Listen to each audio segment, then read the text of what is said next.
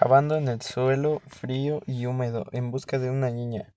A lo largo del borde del camino de fútbol se había detenido unos cuantos vecinos a una distancia respetuosa del cordón de la policía, intrigados por los hombres con pesadas parcas azules que manejaban palas y rastrillos como si se tratara de herramientas medicales. Mis padres se habían quedado en casa. Lin- Lindsay no salió de su habitación. Bucle estaba en la casa de su amigo Nate, donde pasó mucho tiempo. Esos días le habían dicho que había quedado más días en casa de Clarissa. Yo sabía dónde estaba mi cuerpo, pero no podía decírselo. Observé y esperé a ver quién veía. Y de pronto, a media tarde, policía levantó un puño cubierto de tierra y gritó: «Aquí», exclamó, y los demás agentes se echaron a correr y lo rodearon. Todos los vecinos se habían ido a casa menos la señora Stad. Después de conferencia con los demás agentes alrededor de que había hecho el descubrimiento, el detective Fernando deshizo el oscuro corro y se acercó a ella. «Señora Stead», preguntó por encima del cordón que los separaba. «Sí». «¿Tiene usted una hija en el colegio?» «Sí». «¿Sería tan amable de acompañarme?» Un joven agente condujo a la señora Stead por debajo del cordón policial y a través del campo de trigo revuelto y lleno de baches donde se hallaban los demás hombres. «Señora Stead», dijo Len Ferman, ¿le resulta familiar esto? Levantó un ejemplar, una rústica de matar a un ruiseñor. ¿Lee esto en el colegio? Sí, responde ella, pali- palideciendo al pronunciar el monosílabo. «Noveno curso», dijo ella, mirando los ojos azules pizarra de Len Fernan. «El curso de Susie». Era terapeuta y confiaba en su habilidad para encajar las noticias y hablar con racionalidad de los detalles escabrosos de la vida de sus pacientes, pero se sorprendió a sí mismo apoyando en el joven agente que la había acompañado hasta ahí. Me di cuenta que le habría gustado haberse ido a casa con los demás vecinos y estar ahora en el salón con su marido, o fuera en el patio trasero con su hijo. ¿Quién le da clase? La señora DeWitt dijo. «A los chicos les parece un regalo después de Otelo». «Otelo», sí, dijo ella. Sus conocimientos sobre el colegio de pronto eran muy importantes con todos los agentes escuchándola. A la señora DeWitt le gustaba graduar la dificultad de las lecturas. Y justo antes de Navidad hace un gran esfuerzo con Shakespeare. Después de repar, Harper lee como premio. Si Susie llevaba a matar a un ruiseñor, ya, ya debía de haber entregado su trabajo sobre Otelo. Toda esa información se verificó. La policía hizo llamados. Yo observaba cómo amplia el círculo. La señorita DeWitt tenía mi trabajo. Con el tiempo se lo enviaría por correo a mis padres sin corregir. He pasado, tal vez les gustaría guardarlo. Había escrito una nota. Mi más sentido pésame, Lindsay. Se quedó con él porque mi madre no se vio con fuerzas para leerlo. El condenado al ostracismo, un hombre solo. Lo había titulado Lindsay había surgido. El condenado al hombre solo. Lo había titulado Lindsay había surgido. Y yo había añadido la segunda parte. Mi hermana le había hecho 3 agujeros y lo había guardado cada hoja escrita cuidadosamente a mano en un cuaderno vacío. Lo dejó en su armario debajo de su maleta de Barbie y la caja donde guardaba sus muñecos, Am y Andy, en perfecto estado que yo tanto le había enviado, envidiado. El detective Ferman telefónico a mis padres. Había encontrado un libro de texto que podría haberme dado ese último día. Pero podría ser de cualquier, dijo mi padre a mi madre, al comienzo de otra agitada noche en vela, o podría habérsele caído por el camino. Aumentaban las pruebas, pero ellos resistían a crecer. 2 días después, el 12 de diciembre, la policía encontró mis apuntes de la clase del señor Bote. Los animales se habían llevado la libertad de donde estuvo inicialmente enterrada. La tierra no coincidía con las muestras de los alrededores, pero había encontrado el papel cuadriculado, con las teorías gravateladas que yo había entendido, pero aún así había copiado obedientemente cuando un gato había derribado un nido de cuervo. Entremezclados con las hojas y las ramitas estaban los trozos de papel. La policía separó el papel cuadriculado junto con fragmentos de otra clase de papel, más fino y quebradizo, que no tenía rayas. La niña que vivía en la casa del árbol reconoció parte de la letra. No era la mía, sino la del chico que estaba colado por mí. Ray en el papel de arroz especial de su nombre. Me había escrito una nota de amor que yo nunca llegué a leer. Me había metido en el cuaderno el miércoles mientras estábamos en el laboratorio. Tenía una caligrafía elegante. Cuando llegaron, los agentes tuvieron que juntar los trozos de mi libreta de biología y los de la nota amorosa de Ray. Ray no se encuentra bien, dijo su madre, cuando un detective llamó a su casa y quiso hablar con él, pero a través de ella averiguaron lo que quería saber. Ray asistió a medida que ella le repetía preguntas de la policía. Si había escrito una nota de amor a Susie Salmon, sí, la había metido en el cuaderno de Susie después de que el señor Bote le hubiera pedido a ella que recogiera los ejercicios. Si se había llamado al mismo el moro. Reiching pasó a ser el primer sospechoso. Ese chico tan encantador, le dijo mi madre a mi padre. Ray es simpático, dijo mi hermana con voz monótona.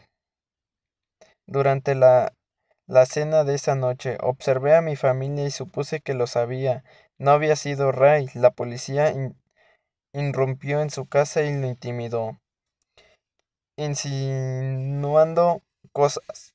Le estimulaba la piel oscura de Ray, que para ellos era sinónimo de culpabilidad, así como la piel oscura de Ray, que para ellos sinó la culpabilidad, así como la rabia que les provocó sus modales, y su hermosa, pero demasiado exótica e inalcanzable madre. Pero Ray tenía una cortada, podría llamar a un buen número de países que testificaran a su favor. Su padre, que enseñaba historia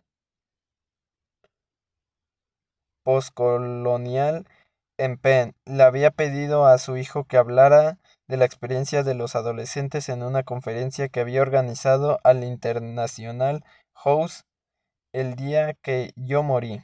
Al principio el hecho de que Ray faltara aquel día al colegio se había considerado una prueba de su culpabilidad, pero en cuanto la policía recibió una lista de los 45 asistentes que habían visto hablar a Ray en la conferencia, zonas residenciales de las afueras, las experiencias americanas, se vieron obligadas a reconocer su inocencia, se quedaron a la puerta de la casa de los Sheikh, rompieron ramitas de los setos. Habría sido tan fácil, tan mágico que la respuesta que buscaban hubieran caído literalmente del cielo, desde un árbol, pero se extendieron los rumores, y los pocos progresos sociales que Ray había hecho en el colegio se invirtieron. Empezó a irse a casa inmediatamente después de las clases. Todo eso me decía enloquecer, observa sin ser capaz de llevar a la policía hasta que la casa verde tan próxima a la de mis padres donde el señor Harvey tallaba florones para una casa de las muñecas gótica que estaba construyendo él seguía las noticias y leía a fondo los periódicos, pero llevaba su inocencia como un cómodo abrigo viejo. Dentro de él había distribuido y ahora reinaba la calma. Trataré de consolarme pensando en Holiday. Nuestro perro le echaba de menos como no me había permitido echar de menos a mi madre, ni a mi padre, ni a mis hermanos. Esa forma de echar de menos había equivalido a aceptar que nunca iba a volver a estar con ellos. Tal vez un estúpido, pero yo no lo creía. Me resistía a creerlo. Holiday dormía con Lindsay por las noches y se quedaba al lado de mi padre cada vez que él abría la puerta a un nuevo desconocido apuntaba alegremente a los clandestinos asaltos a la nevera que hacía mi madre y dejaba que Buckley le tirara de la cola y de las orejas dentro de la casa de puertas cerradas. Había demasiada sangre en la tierra. El 15 de diciembre, entre las llamadas a la puerta que advertían a mi familia que se incivilizara aún más antes de abrir su casa a desconocidos. Los vecinos que amables pero torpes, los periodistas ineptos pero crueles, llegó la que acabó abriéndoles los ojos a mi padre. Era el enfermet que tan amable había sido con él, acompañado de un agente uniformado. Entraron a esas alturas lo bastante familiarizados con la casa para saber que mi madre prefería que entrar y dijera lo que tuviera que decir en la sala de estar, para que no lo oyeran mis hermanos. Hemos encontrado un objeto personal que creemos que pertenece a Susie, dijo León. Se mostró cauteloso. Yo lo veía medir sus palabras, se aseguró de hablar con precisión para evitar a mis padres el primer pensamiento de lo que en contrario habría acudido a su mente que la policía había encontrado un cadáver y que solo estaba con toda la seguridad muerta. ¿Qué es? Preguntó mi madre con impaciencia. Cruzó los brazos y se preparó para oír otro detalle insignificante al que los demás daban importancia. Ella era una tapia. Las libretas y novelas no significaban nada para ella. Su hija podía sobrevivir con un solo brazo, y mucha sangre era mucha sangre, no un cuerpo. Lo había dicho Jackie, y ella lo creía. No hay nada más seguro, pero cuando sostuvieron en alto la bolsa de pruebas con mi gorro dentro, en su interior se rompió algo. La fina pared de cristal que había protegido su corazón y de alguna manera la había invisibilizado, impidiéndole creer que se hizo añicos. La borda dijo Lindsay que había entrado en la sala de estar desde la cocina. Nadie la había visto a hacerlo aparte de mí. Mi madre hizo un ruido y le recogió la mano. El ruido era un chirrido metálico, una máquina como humana que se averiaba y emitía los últimos sonidos antes de que se trabara todo el motor. Hemos analizado las fibras, dijo Len. Parece ser que quien quiera que acosó a Susie lo utilizó durante el crimen. ¿Cómo? Preguntó mi padre, impotente. Le estaban diciendo algo que era incapaz comprender. Para hacerla callar, ¿qué?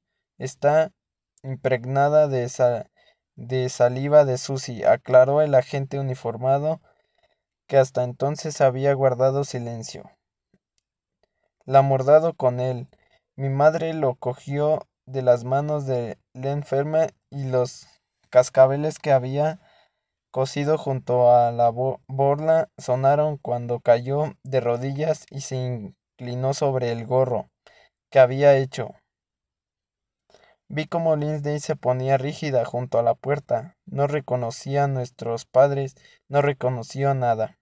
Mi padre acompañó a la puerta al bienintencionado, la enferma, y al oficial uniformado. Señor Salmon, le dijo la enferma, con la cantidad de sangre que hemos encontrado y la violencia que me tomo, que eso implica, así como otras pruebas sustanciales sobre las que ya hemos hablado, debemos partir de la hipótesis de que su hija ha sido asesinada. Lindsay oyó sin querer lo que ya sabía, lo que había sabido desde hacía 5 días. Cuando mi padre le había hablado de mi codo, mi madre se echó a llorar. En adelante empezaron a tratar este caso como una investigación de asesino, añadió Ferman. Pero no hay cadáver, probó a decir mi padre. Todas las pruebas apuntan que su hija está muerta. Lo siento mucho.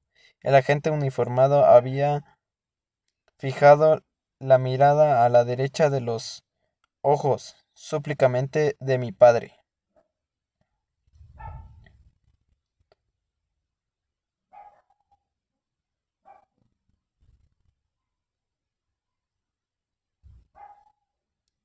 Me pregunté si era algo que le habían enseñado a hacer en el colegio, pero Len Ferman sostuvo la mirada de mi padre. Pasaré más tarde a ver cómo están, dijo. Cuando mi padre volvió a la sala de estar, estaba demasiado deshecho para tender una mano a mi madre, sentada en la alfombra o a la forma endurecida de mi hermana, cerca de ella. No podía permitir que lo vieran en este estado. Subió la escalera pensando en Holiday. Tumbado en la alfombra del estudio, allí estaba la última vez que lo había visto, ocultando el rostro en la densa pelambrera del cuello del perro. Mi padre se permitió llorar. Esa tarde los tres se deslizaron por la casa en silencio, como si el ruido de los pasos pudiera confirmar la noticia. Vino la madre de Nate para traer a Bucle, pero nadie fue a abrir la puerta. Ella se marchó sabiendo que había cambiado algo dentro de la casa, que era idéntica a las que tenía a cada lado. Se convirtió en cómplice del niño y le dijo que irán a comprarse un helado y echarían a perder su apetito. A las 4 de la tarde mis padres se encontraron en la misma habitación del piso de abajo. Habían entrado por las puertas distintas. Mi madre miró a mi padre. Mamá, dijo, y él así ansitio. Y acto siguió llamó a una única abuela con la vida, la madre de mi madre, la abuela Lim. Me preocupaba que dejaran a mi hermana sola y que cometiera alguna imprudencia. Estaba sentada en su habitación en el viejo sofá que le había cedido mis padres. Concentrada en endurecerse, respira hondo y contén la respiración. Trata de quedarte quieta durante periodos cada vez más largos. Hazte pequeña como una piedra. Dobla los bordes de tus persona de manera que nadie te vea. Mi madre le dijo que podía escoger entre volver al colegio antes de Navidad o quedarse en casa. Solo faltaba una semana, pero Lindsay optó por ir. El lunes en la clase todos los compañeros se quedaron mirándola fijamente cuando se dirigía a la parte delantera. El director quiere verte. Quería, le, querida, le dijo la señorita Dewin en voz baja. Mi hermana no miró a la señorita Dewin cuando habló. Estaba perfeccionando el arte de hablar con las personas mirándolas como si fueran transparentes. Ese fue el primer indicio que tuve de que algo tendría que estallar. La señorita DeWitt también enseñaba lengua y literatura inglesa, pero sobre todo estaba casada con el señor DeWitt, que era el entrenador de fútbol y había animado a Lindsay a probar suerte en su equipo. A mi hermana le caían bien los DeWitt, pero esa mañana empezó a mirar a los ojos solo a la gente contra la que podía luchar. Mientras recogía sus cosas oyó cuchicheos por todas partes. Estaba segura de que Danny Clarke le había cuchicheado algo a Silvia, justo antes de que ella saliera del aula y alguien había dejado caer algo en la parte trasera. Lo hacía, crecía ella, para al ir recogerlo y volver tener ocasión de decirle algo al compañero de al lado sobre la hermana de la niña muerta. Lindsay recorrió los pasillos y pasó entre las hileras de taquillas, esquivando a todo el que anduviera cerca. Me habría gastado Me habría gustado caminar a su lado, imitando al director del colegio y su forma de empezar todas las reuniones en la sala de actos. Vuestro director es un compañero más, pero con directrices. Le relincharan al oído, haciéndolo reír. Pero aunque tuvo la suerte de encontrar los pasillos vacíos cuando llegó a la oficina principal, se obligaba a aguantar las miradas sensibleres de secretarías consoladoras. No importaba, se había preparado en su habitación, iba armada hasta los dientes contra cualquier avalancha de compasión. Lindsay, dijo el director Caden, esta mañana me ha llamado la policía, siento mucho la pérdida que haya sufrido. Ella lo miró a la cara. No era tanto una mirada como un láser. ¿Qué era? ¿Qué he perdido exactamente? El señor Caden, que creía necesario tratar de la forma directa los temas de las crisis de los niños. Rodeó su escritorio y conjunto a Leslie a lo que los alumnos solían llamar el sofá. Al final cambiaría el sofá por dos sillas cuando se impulsó la policía en el distrito del colegio y le dijeron, no sé, apropiado tener aquí un sofá, mejor sillas. Los sofás dan masajes que se presentan a equívocos. El señor Caden se sentó en el sofá y mi hermana lo imitó. Quiero creer que por compunida se tuviera en ese momento la emoción un poco sentarse en el mismo sofá. Quiero creer que yo no se lo había arrebatado todo. Estamos aquí para ayudarte en todo lo que esté en nuestras manos. Continuó el señor Caden hacia lo que podía. Estoy bien, respondió ella. ¿Te gustaría hablar de ello? ¿De qué? Preguntó Lindsay. Se estaba mostrando lo que mi padre llamaba enfurruñada, como cuando decía, Susie, no me hables con este tono enfurruñado. De la pérdida que ha sufrido, dijo él. Al, alargo,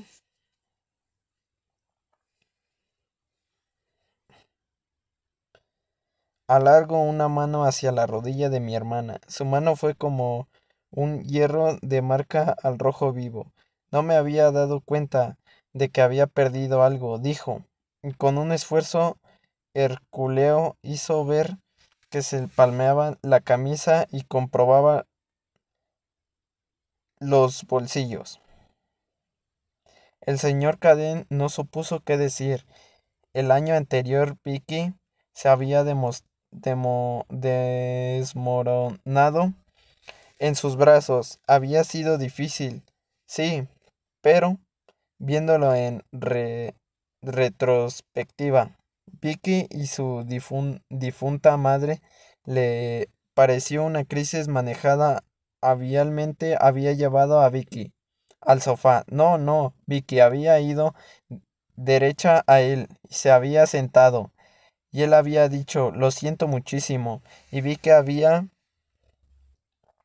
revelado como un globo demasiado hinchado, y esa misma tarde él había llevado el traje a la tintorería. En cambio, Lindsay Salmon era un caso totalmente distinto. Era una chica con talento, una de los 20 alumnos del colegio seleccionados para el simposio de talentos de todo el estado. El único problema de su expediente académico era un pequeño altercado al comienzo del concurso con una profesor que le había reprendido por haber llevado a clase literatura obscena, medio a volar. A Gala reír tenía ganas de decirle, llévala a una película de los hermanos Marx, siéntala en uno de los almohadones que pedorrean, enséñale los calzoncillos que llevas puesto con los pequeños diablos comiendo perritos calientes. Lo único que podía hacer yo era hablar, pero nadie en la tierra podía oírme. El distrito del colegio sometió a todos los alumnos a una test para decir quién tenía talento y quién no. A mí me gusta insinuar a Lindsay que su pelo me sacaba mucho más de quicio que mi estatus de tonta. La dos había nacido abundantemente, pelo rubio, pero a mí enseguida se me había caído para ser reemplazado muy a mi pesar por una mata de color castaño desviado. Lindsay, en cambio, había conservado el suyo y alcanzando así especie de posición mítica. Era la única rubia de verdad de la familia. Pero una vez seleccionada como talentosa, se había visto obligada a vivir de acuerdo con el adjetivo. Se encerró en su dormitorio y leyó gruesos libros así mientras yo estaba con ¿Estás ahí, Dios? Yo solo Margaret. Ella leía Resistencia, Rebelión y Muerte. De Camus es posible que no entendiera casi nada, pero lo llevaba consigo a todas partes, y con ello logró que la gente, incluidos los profesores, empezaran a dejarla tranquila. Lo que quiero decir, Lindsay, es que todos echamos de menos a Susie, dijo el señor Caden. Ella no respondió. Era muy brillante, tanteó él.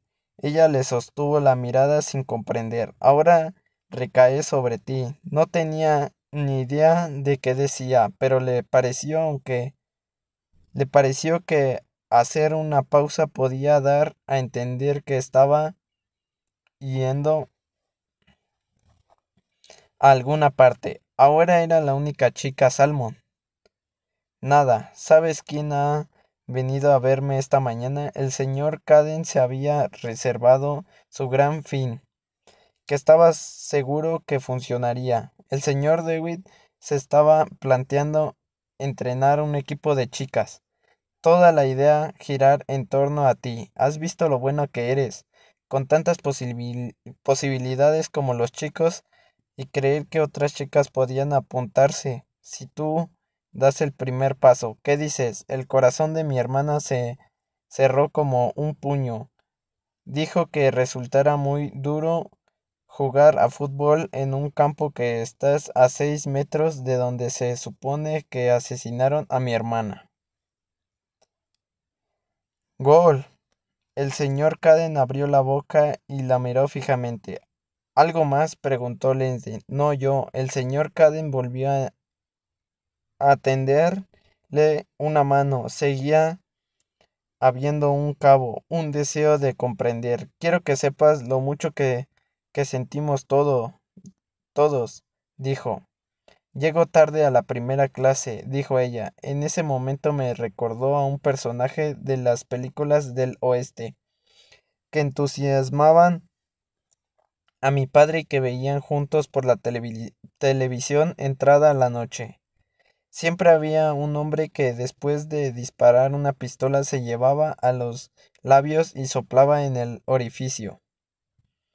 Lindsay se levantó y salió despacio de la oficina del director Caden. Esos recorridos iban a ser único momento de descanso.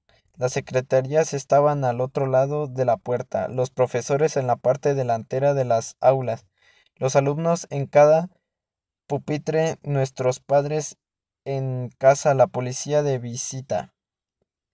No iba a venir abajo. Lo observé, oí las frases que repetía una y otra vez dentro de su cabeza. Bien, todo va bien.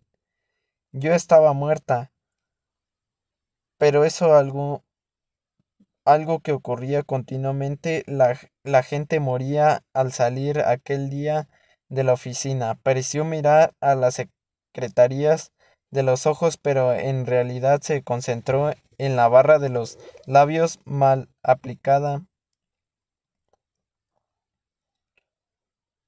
o en el crepé de China de 2 piezas,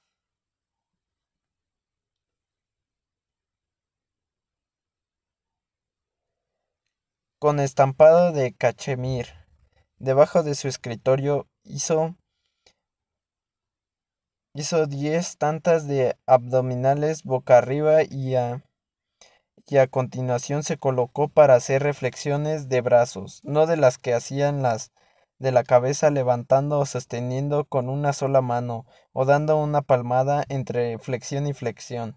Después de hacer 10, se acercó a su estantería para coger los 2 libros más pesados, su diccionario y su almanaque del mundo y trabajó los bíceps hasta que le dieron los brazos. Luego se concentró solo en respirar, inspirar, expirar.